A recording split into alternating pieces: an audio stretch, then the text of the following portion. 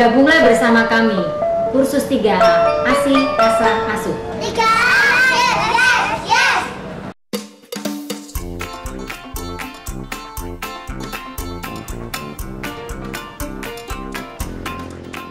Selamat datang di kursus baca tulis 3A.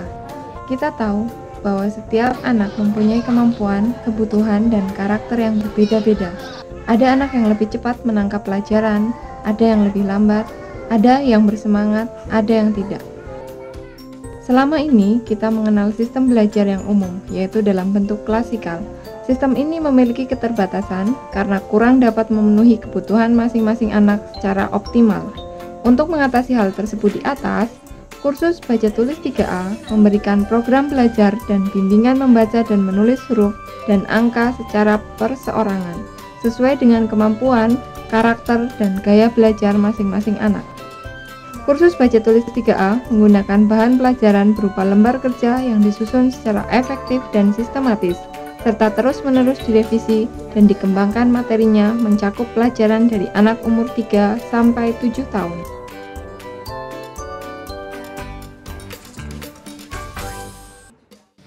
Selain meningkatkan kemampuan membaca dan menulis, kursus baca tulis 3A membimbing anak agar mempunyai kebiasaan yang baik, tumbuh menjadi anak-anak yang mandiri dan percaya diri, serta mempunyai kemampuan-kemampuan positif lainnya, seperti ketangkasan kerja, kemampuan berkonsentrasi, dan sebagainya, yang berguna sebagai bekal anak di masa depan.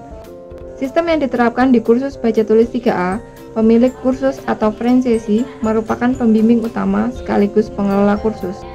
Menjadi pembimbing kursus baca tulis 3A, Anda dapat menjadikan anak lebih cerdas, gembira, dan antusias melalui kemampuan dan kegemaran membaca dan menulis, serta Anda pun akan memperoleh penghasilan yang bernilai. Oleh karena itu, jika Anda ingin berperan dalam membimbing anak-anak, bergabunglah menjadi pembimbing kursus baca tulis 3A.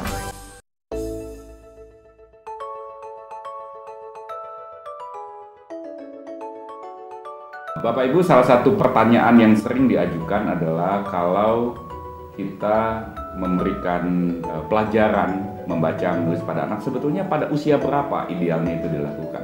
Kalau untuk membaca, sejak sedini mungkin anak bisa diperkenalkan dengan bentuk-bentuk huruf, bisa diperkenalkan dengan bentuk-bentuk kata, gitu ya.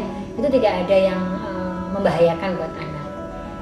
Nah, pertanyaan ini tidak memiliki satu jawaban yang pasti sebetulnya, tetapi beberapa studi terakhir, misalnya dalam bukunya Malcolm Gladwell yang populer belakangan ini, Outliers, disebutkan bahwa frekuensi latihan itu menentukan kemampuan seseorang, bukan soal bakatnya, bukan soal talentanya, tetapi frekuensi latihan.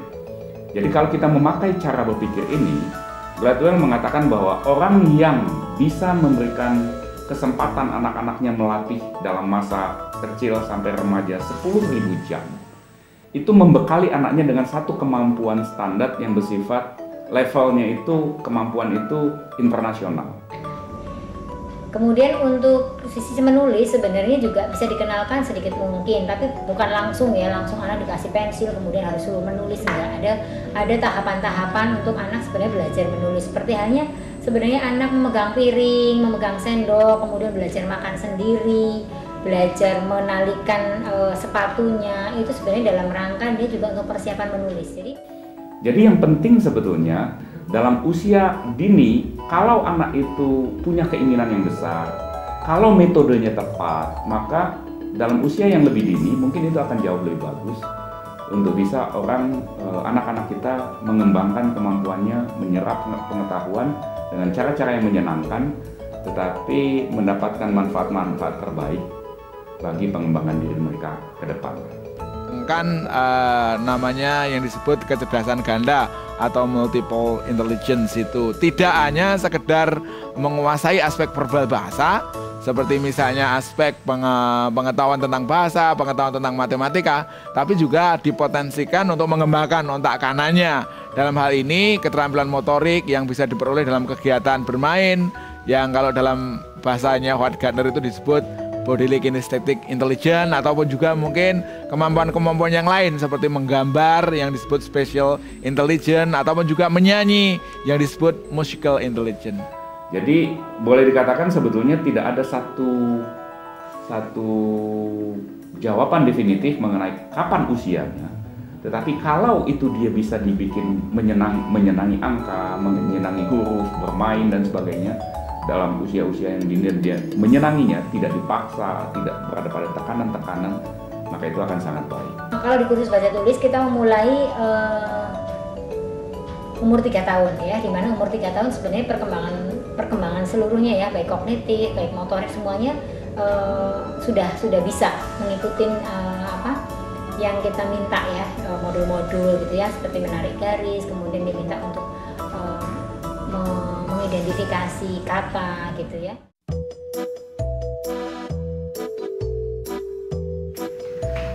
Kemampuan baca tulis untuk anak usia TK pada zaman sekarang ini memang sangat diperlukan.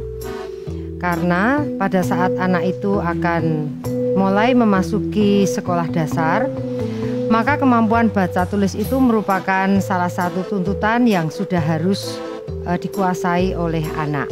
Tentu saja orang tua modern akan menjadi risau ketika anaknya di bangku sekolah kelas 1 belum bisa membaca dan menulis. Padahal diamanatkan juga bahwa untuk kelas 1 tidak mesti harus bisa membaca.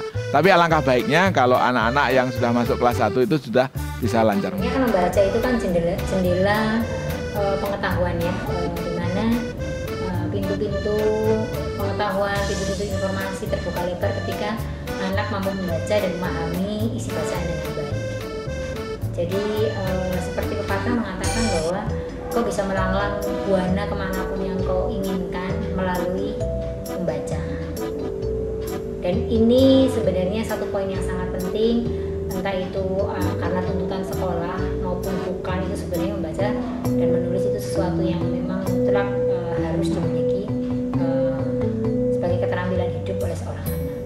Dengan kemampuan membaca yang cukup lancar bagi anak-anak usia TK, sebetulnya anak itu juga memiliki banyak keuntungan, di mana dia sudah mulai bisa mendapatkan banyak pengalaman dari apa yang sudah dibaca oleh anak itu, dari buku-buku yang pada saat ini sudah sedemikian banyak ada di toko buku, ada di perpustakaan dan sebagainya.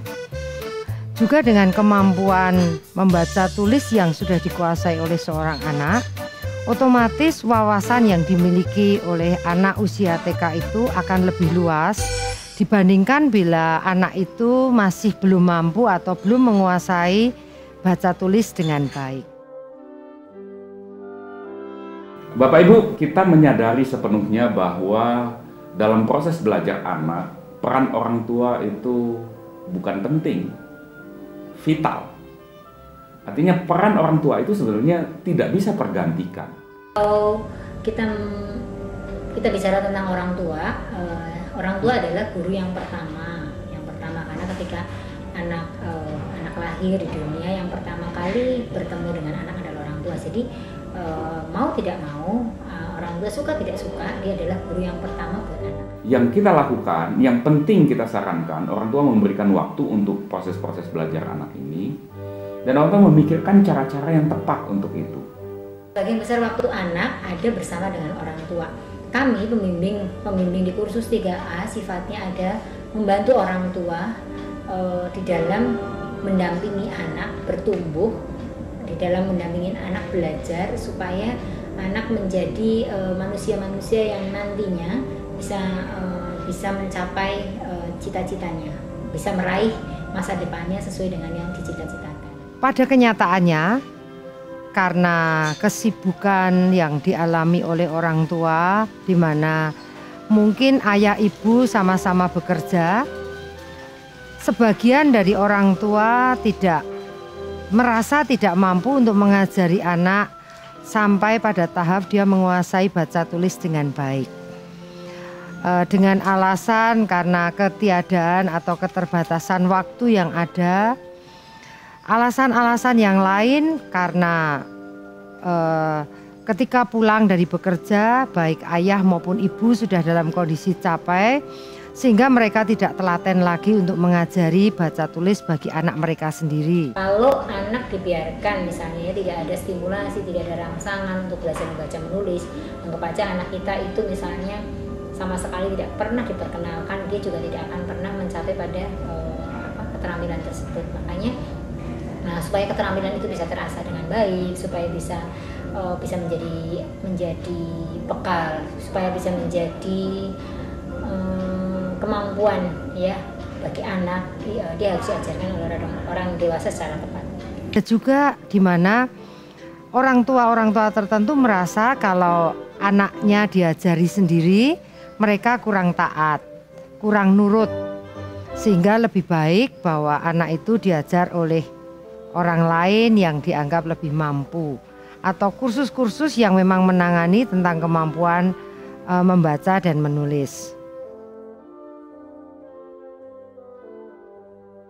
Kalau orang tua tidak mampu untuk menyediakan pajanan bahasa atau mungkin stimulus untuk membelajarkan bahasa anak, perlu situasi, dan dalam hal ini situasi itu bisa diciptakan secara alami maupun secara buatan. Secara alami mungkin anak dibiasakan untuk berkomunikasi dengan lingkungan yang sesungguhnya, diajak misalnya ke mall, diajak ke tempat bermain, diajak ke tempat yang banyak orang ketika anak bisa berkomunikasi. Kalau yang tiruan, dengan gampang kita sudah tersediakan lembaga-lembaga yang nanti bisa akan mengajarkan anak, misalnya pendidikan anak usia dini, kemudian playgroup dan lain-lain yang menyediakan sarana pembelajaran cukup memadai, dan guru-guru yang sudah disertifikasi sebagai pengajar profesional yang berlatar belakang pendidikan guru taman kanak-kanak. Dengan kenyataan bahwa hampir sebagian orang tua, baik ayah maupun ibu, ternyata tidak memiliki waktu atau kemampuan yang cukup untuk mengajar anak kemampuan baca tulis ini secara pribadi. Kursus baca tulis 3A menyediakan sarana ini. Nah, kalau orang tua mengirimkan anak-anaknya untuk belajar di tempat kita di 3A, proses kerjasama ini membuat kemungkinan berhasil dan kemungkinan dampak posisinya bagi anak menjadi sangat tinggi, karena proses kita sangat menekankan proses menyenangkan itu. Tetapi kalau ini tidak didukung oleh kultur keluarga, kebiasaan keluarga, ini menjadi sesuatu yang bisa kontraproduktif. Sebenarnya apa yang kita berikan di rumah sebagai pekerjaan rumah itu sesuatu yang merupakan pengulangan dari apa yang dia sudah pelajarin di kelas. Jadi diharapkan anak sudah melalui proses belajar di kelas, sehingga ketika dia di rumah dia bisa melakukannya sendiri. Nah, mungkin orang tua di sini sifatnya memberi motivasi ya, memberi motivasi, dorongan supaya anak mau mengerjakan dengan tepat waktu, dengan antusias.